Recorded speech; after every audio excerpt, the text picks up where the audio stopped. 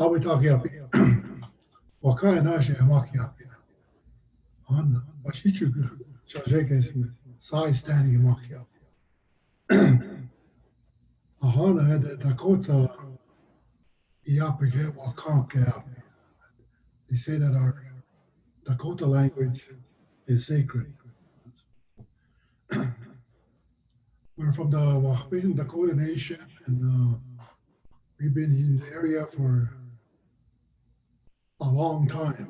And we're about 15 kilometers northwest of Prince Albert. Okay.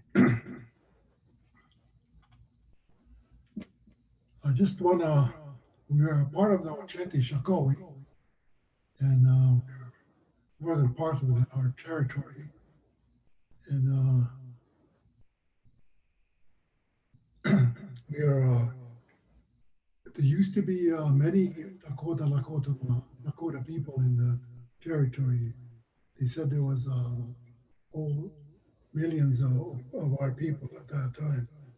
But in 1881 and 1882, there was an epidemic, a smallpox epidemic in Canada and US, and some of our historians, they said that about 90% of our people were passed away because of the epidemic. And that's why nowadays, Ocheti Shakomi is, we're a very small group of people now. and and there was used to be in Prince Albert, in the Wahpeton area, there used to be 4 groups of people. The four chiefs, and they were located west of Prince Albert, east of Prince Albert, across the river, and that's how Wahpeton. That's our history of the Wahpeton.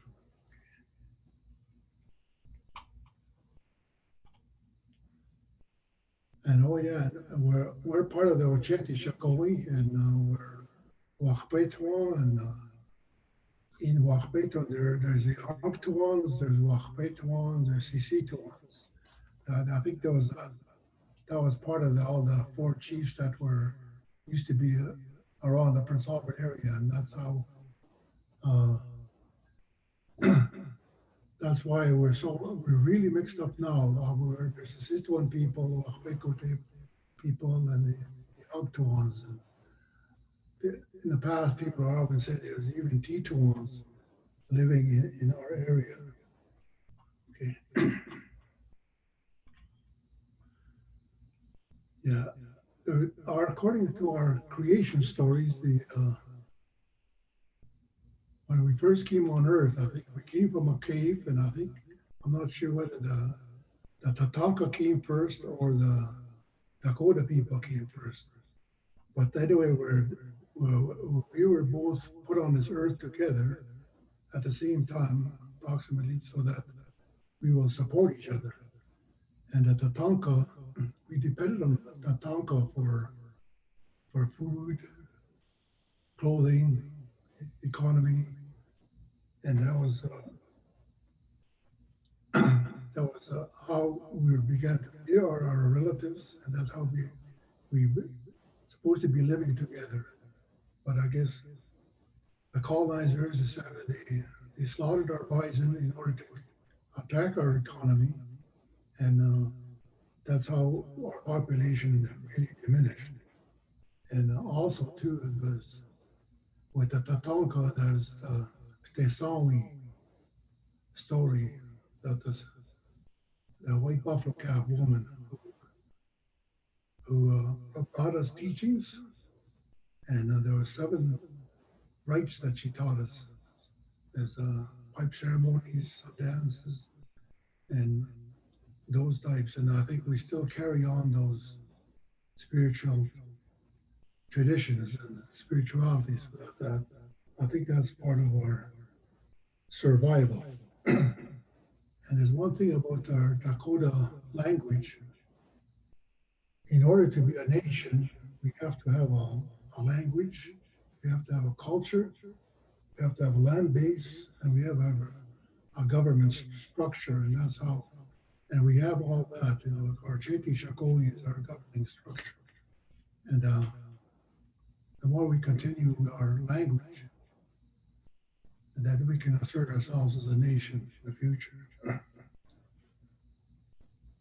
Ito na anak na epekte. All we talk Lois.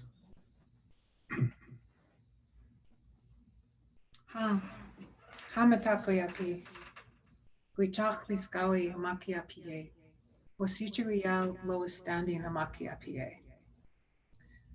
Chante washtea na pechi usapi, damakota ga unshpama chakatawan. So, um, many of us heard of the 215 lately, the genocide of our people on our indigenous lands here. Part of my drive to help support learning the language and bringing back the language and helping my community is my own mother attended residential institutes. She attended Bertle and Brandon residential institutes, as well as my grandmother from White Bear, she was a Dakota speaker. So in these schools, they were um, they were told not to speak their language. They were punished if they spoke their language. And my mom was in these schools for about 10 years. So um, and also I have good memories of my Kushi Salome Ironside from Lochbetawan. She I have early memories of her since I was like a toddler, her speaking our Dakota language to my father, side standing. And so I have associated really good memories of that love that she gave to us and that soft language that she spoke to us. So it was it's really important to our identity as Dakota Wea to speak our language and to help support the language learning. And because of racist policies and practices in Canada, like the residential institutes, my older sister, my Chumi, was part of the scoop, and so we didn't get to be raised with her. She grew up with. Eventually, was raised by my grandparents in White Bear. She came to visit us one time, and then it was a good visit. She took one of my dolls and she completely dressed it in regalia. She made it little wraparound moccasins, and she made the little the bones and from masking tape, and she had a shawl with it, and she had a regalia dress, and it was the best gift I've ever gotten because I think we're overwhelmed with the images of whiteness and everywhere we look, and it was really important to have that identity of our culture and of our languages as a little brown girl growing up in Prince Albert. So I'm really grateful for those Wian in my life that help provide and give us support and connection to our identity. And um, in 2016, our language was declared through Wikipedia as a critically endangered language, and was found that there was only 290 fluent Dakota language speakers around the world. And in Wapayton, there's about eight fluent speakers remaining in our community. So it's really little. Um, and listening to Glenn Wosichana speak this morning, speaking in the main conference, he talked about how there's talk about our language disappearing, but he also said that how could something, a sacred being, go away? So um, we'll always have our language, and it's a part of who we are. So my dad and I, in the past few years, have been attending different cultural gatherings and to learn different strategies. There's been kinship gatherings and language gatherings, and we visited museums that help to retain that history of our Dakota peoples and the Ochete Shikori. And So we were doing that for a few years, but we also wanted to bring some of those lessons and strategies back to our own community. We founded the Northern Dakota Language Group, and with some myself and my father, my tui, my other people in the community who wanted to help reinvigorate the language in our community. So our main goal is to support the retention of the Dakota language in Wakbeten. So back about a year ago, we started meeting with other community members. We did it more of as a community-based learning session, and so we just learned from each other. We brought stories. The fluent speakers helped to support our language learning, and it was a really good, it was really positive, a really good outcome. We started back in March, just prior to COVID, before that hit, and then when we met a couple of times, but then we stopped for a little while, and then we started back up again in the fall, and we started meeting weekends.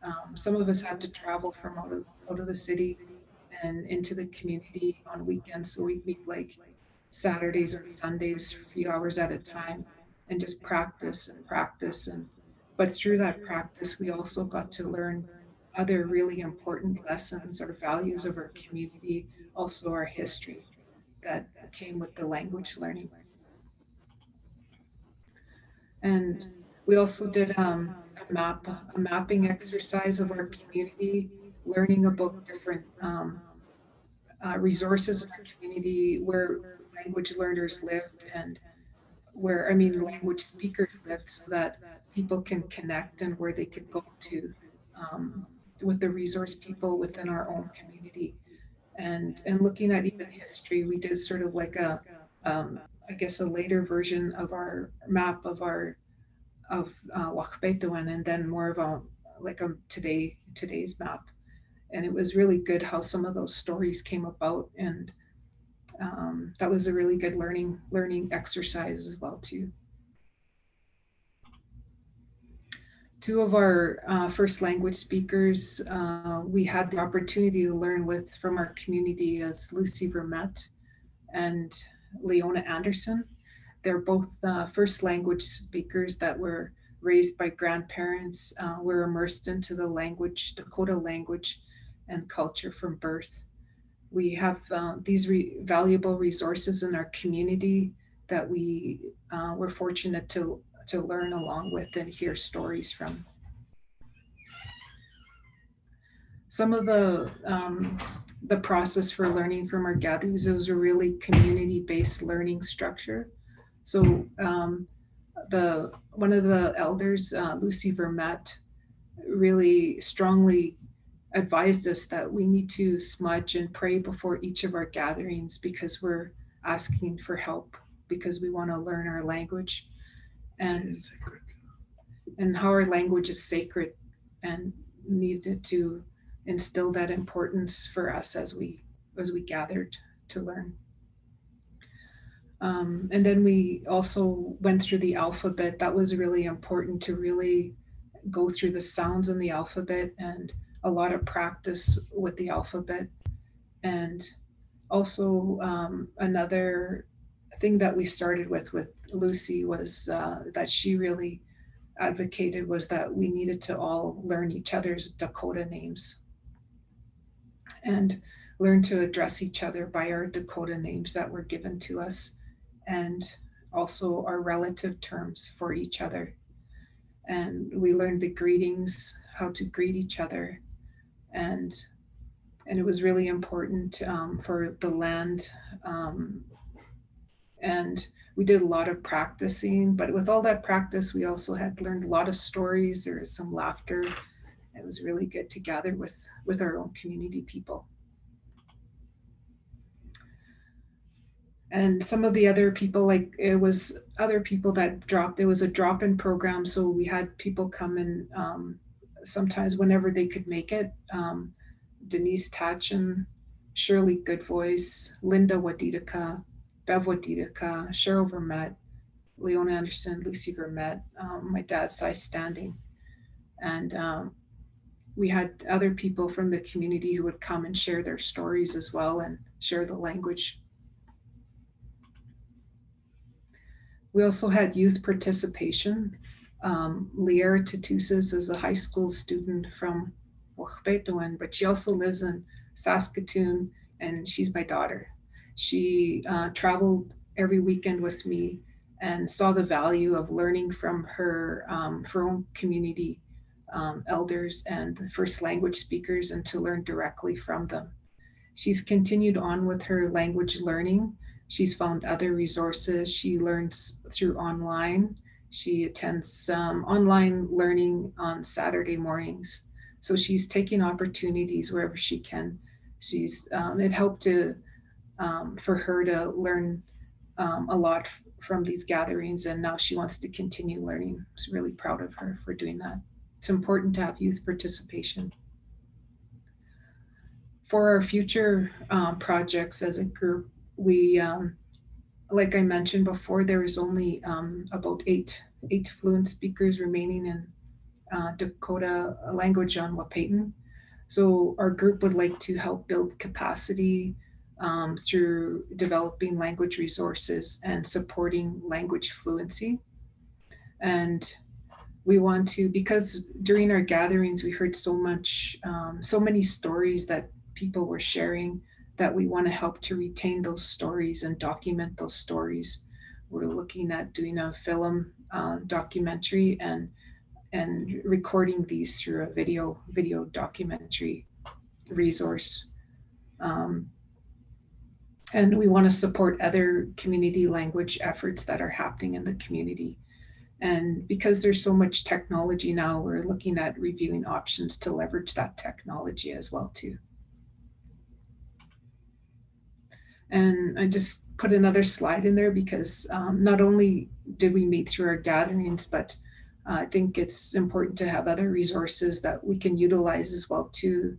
There's books. SICC has resources and materials, and there's online books and resources. So I just added a couple of those on the PowerPoint here. There's online tools that we can access that can help us with our language learning through the language apps. And there's now weekend language courses that we can access. There's the University of Minnesota that they offer classes, and also funding opportunities too, to support community initiatives like the one that we had. Some of our support came from Canadian Heritage for our funding. And yeah, so we're Anana Pek Day. Put up a speaker.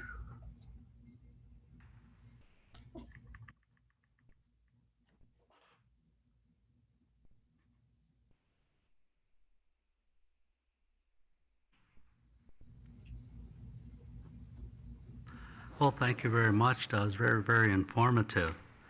Gotta see, I'm not too sure whether or not if we have any questions online for Lois or Dixie.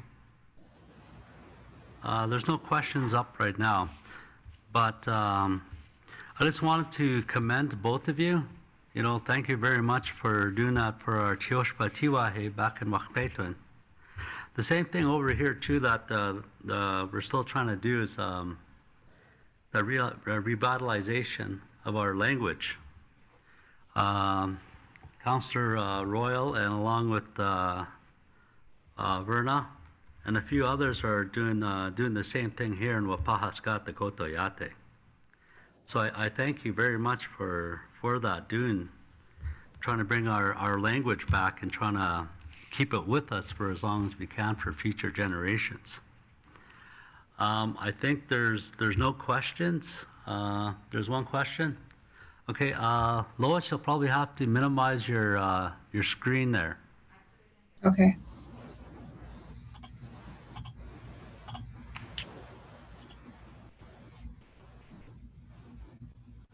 Okay, let me see here.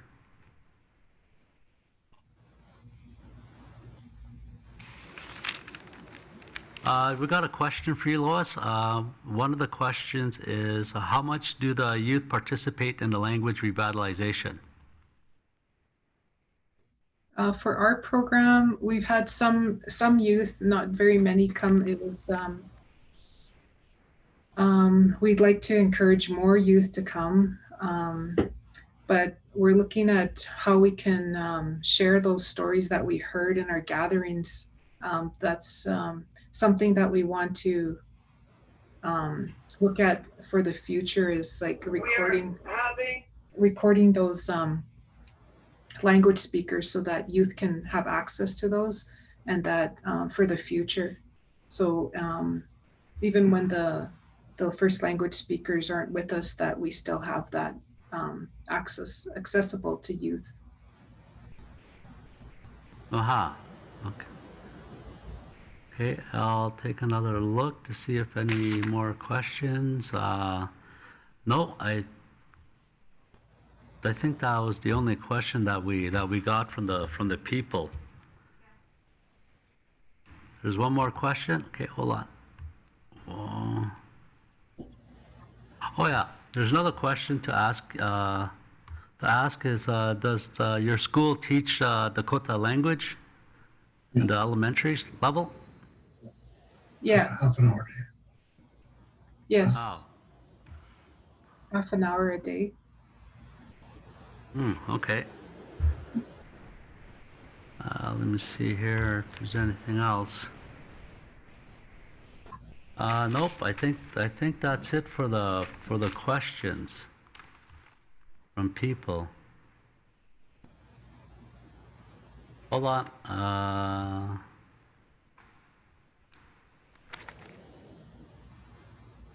Okay. Yeah, I think that's going to be all the questions that are popping up right now.